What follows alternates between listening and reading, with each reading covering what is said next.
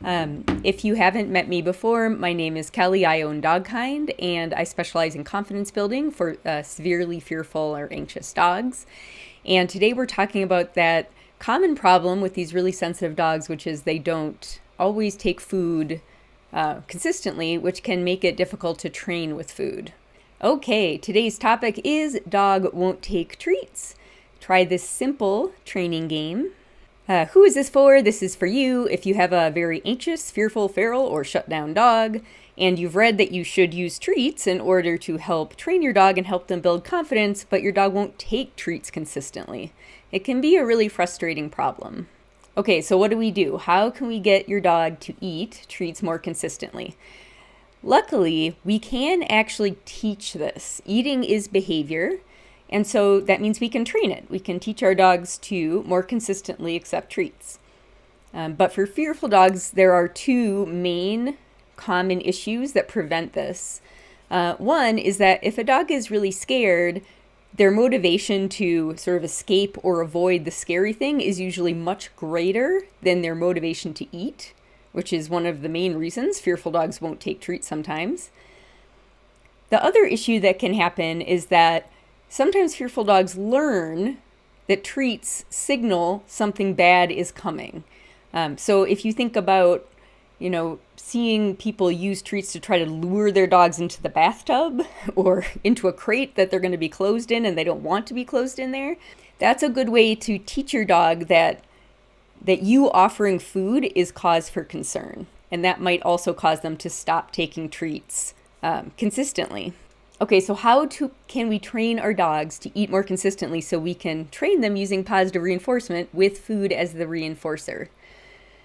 This is how I like to do it. I first like to start with a new sort of cue or signal in the environment that is a safety cue or safety signal. This treat is safe. Nothing scary is going to happen to you right now. And then only use that new cue in totally safe context. So you're not lying to our dogs, right? If we say it's going to be safe, it has to be safe for them. And I'll talk about more about what that means in a second. And once you've taught your dog, hey, this thing means everything's good and safe, and you can go ahead and eat that, and I'm not going to try to trick you, nothing bad's going to happen to you, you have to keep it that way. You never want to use that safety signal, that cue, to try to lure your dog to do something or to go somewhere they're afraid of, or to kind of trick them into something. That will poison that safety cue, and then it won't be useful anymore. So what do I mean by a safety signal or a safety cue? What I usually use in training with these real sensitive dogs is something called treat targets. And treat targets is not a technical term. It's just a phrase that I use to quickly communicate what I'm talking about. And a treat target, if you haven't heard me talk about it before, the way I use them is as an obvious visual cue that there is food here. It's also something that you start fresh with. So it is also that safety signal. There's food here, and we're playing this safe game. Nothing bad will happen to you. Now, what do you use for your treat target? It can be something your dog already eats off of readily, but a lot of times it can be handy to start really fresh with something totally new to your dog. For example, my current favorites in my Confidence Builders classes are something, usually silicone, but could be a different material, but want something that won't slip or move when your dog bumps it, won't make any noise when they touch it, be pretty flat and open.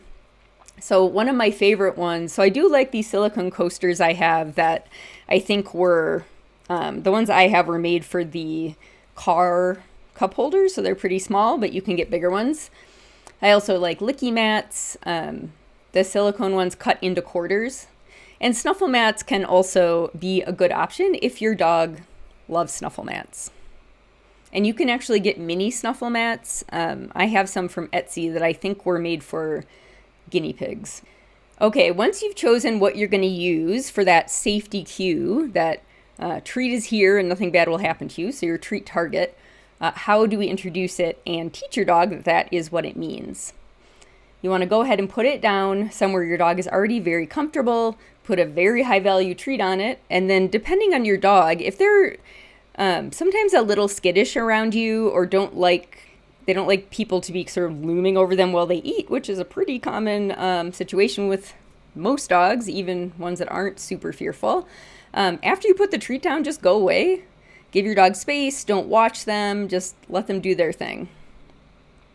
And then when they finish that treat, you need to reload it. And I just wrote in a non-scary way, which I realize isn't very specific, but this is really dog specific. So for a dog who is a little bit afraid of people or doesn't like people standing next to them or something, it could be that, reloading the treat target when the dog has moved away from it and then quickly leaving might be the best option.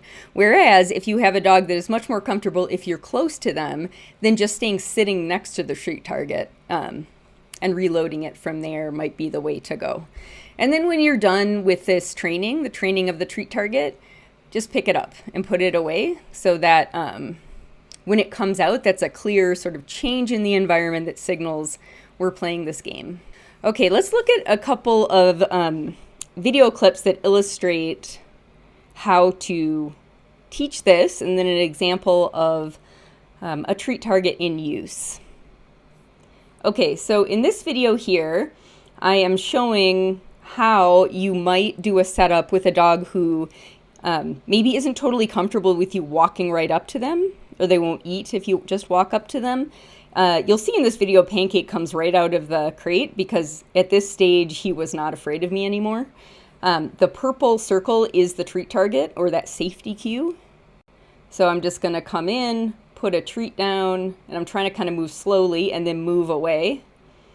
And if he could see what he was doing, he would probably find that treat much faster. But unfortunately, by the time I took this video, he had already lost his vision. So that's one where the dog maybe doesn't want people to be right next to them. And here's one if the dog likes you to be close to them. So I'm just sitting on the floor kind of sideways to the crate, and I'm using that little fleece blankie as the treat target, as the safety cue. And as soon as he finishes the treat, I'm just trying to slowly put another treat down without moving too quickly and scaring him. And then here's a nice example of a student dog using a treat target, just so you can kind of see. Unfortunately, I didn't have a good before video of this dog, but this is Star-Lord, and he is an anxious boy. And when he started working in the backyard doing this kind of sniffing games and using treat targets, he was a little bit tense. And his mom has done a really good job of carefully training these treat targets to be something awesome and safe indoors. And now you can see him having a great time running right outside, going straight to his treat target, and now he's going to go search for some other treat targets. So happy boy, and those visual cues of the treat targets are something that tells him the game's on, and this is a safe, fun game. Your action steps for now, if you would like to try this simple game to see if you can start to get some more consistent treat eating from your dog, is first choose that treat target. And again, I like silicone coasters or licky mats like cut into quarters can be a good one. But choose something that works for your dog. Introduce it very carefully, only in safe contexts with very good treats. And at this stage, if you're just starting this game, all you want to do is teach your dog that when I put this thing down, awesome food happens and nothing bad happens to you. I'm not going to pressure you to do anything. Nothing scary is going to happen. Don't ever use it to lure or trick your dog into doing something, or it will lose its usefulness for you. Now, once you have a really well-conditioned treat target, you can start to apply it to different situations, like you saw in that last video with Star-Lord, confidently trotting out into the backyard to search for treats. But for now, if you're just starting out, all you want to do is make this a safety cue, a signal to your dog that everything's okay, food is here, and eating isn't going to be associated with anything negative. If you don't already have this new free guide to making your fearful dog happier, you can grab it here at dogkindtraining.com/happy. Within the PDF, there are links to last week's video where we talked about a case study of sort of finding what made a dog, a really fearful dog, happy, what brought out their joy, and how we used our observations to nurture that and help it grow.